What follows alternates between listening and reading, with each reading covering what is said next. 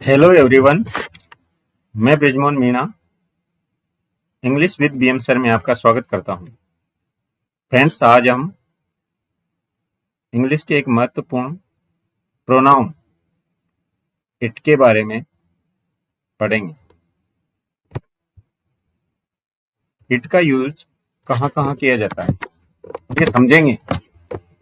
सबसे पहले हम इसके अर्थ के बारे में समझते हैं। इट का हिंदी मतलब होता है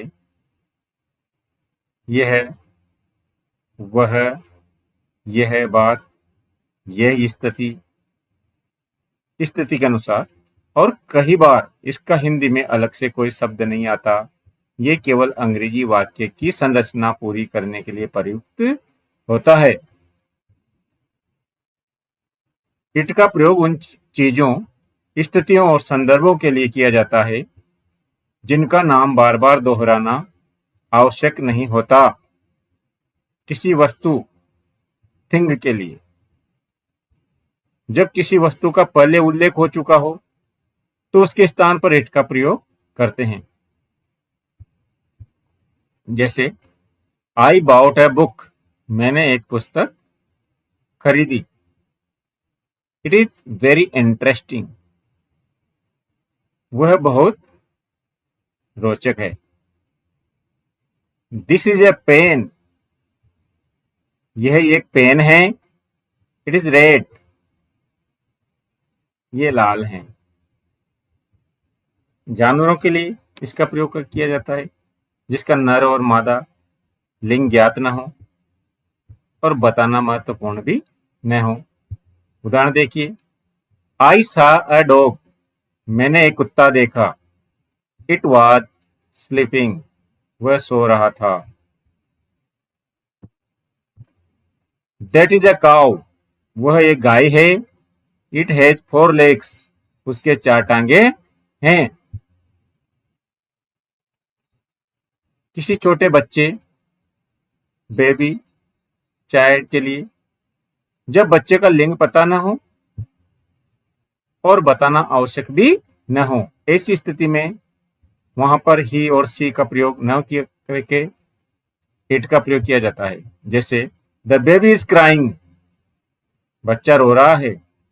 इट इज हंग्री, वह भूखा है।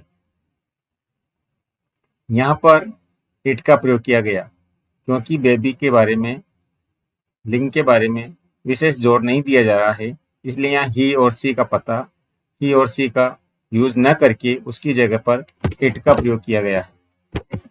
बच्चा रो रहा है, वह भूखा है। पहले से बताई गई स्थिति, घटना, तथ्य, सिचुएशन, फैक्ट के लिए भी इसका उपयोग किया जाता है। जैसे ही फेल्ड द एग्जाम, वह परीक्षा में असफल हो गया। इट वॉज सरप्राइजिंग, ये बहुत आश्चर्यजनक बात थी। इसी प्रकार से मौसम, समय, दूरी और तापमान बताने के लिए भी इसका प्रयोग किया जाता है। ऐसे वाक्यों में it as a dummy subject use किया जाता है। इसका अपने आप में कोई महत्व होता नहीं है, परंतु सब्जेक्ट की पूर्ति करने के लिए, सब्जेक्ट का स्थान लेने के लिए इसका प्रयोग किया जाता है। ये कोई काम नहीं करता है। इट इज रेनिंग, बारिश हो रही है। इट इज क्लाउडी, बादल छा रहे हैं। इट इज मगी टुडे, आज उमस है। इसी प्रकार से समय बताने के लिए इट इज 8 o'clock, 8 बजे हैं। इट इज अ 5:45, 5:45 बजे हैं। इट इज 10:30, 10:30 बजे हैं। इसी प्रकार से दूरी बताने के लिए भी इसका उपयोग किया जाता है। जैसे it is 5 kilometre from here, यहाँ से 5 किलोमीटर हैं।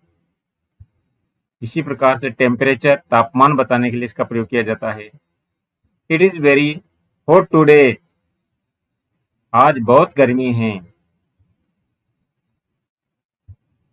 इट एक प्रोनाउन है जिसका प्रयोग किसी वस्तु, जानवर, छोटे बच्चे, पहले से बताई गई बात, स्थिति तथा मौसम, समय और दूरी,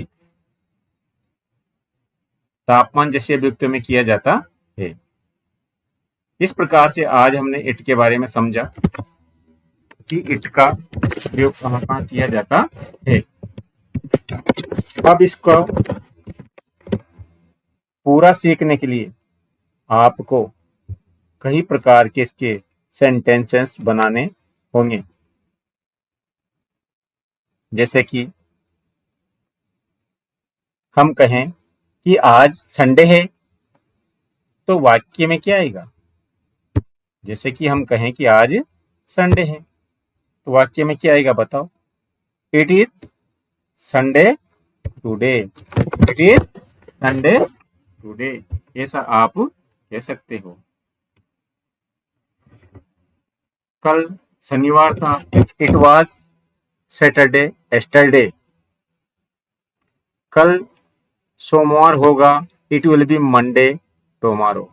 इस प्रकार से हम इट का प्रयोग करके कई दैनिक जीवन के वाक्य बना सकते हैं, जिससे हमारी स्पोकन इंग्लिश स्ट्रांग होगी। Don't forget, the more you practice the more you learn. यदि मित्रों आपको मेरे पढ़ाने का जो तरीका है वो समझ में आया हो, तो please subscribe my channel and don't forget to press bell icon. Thank you.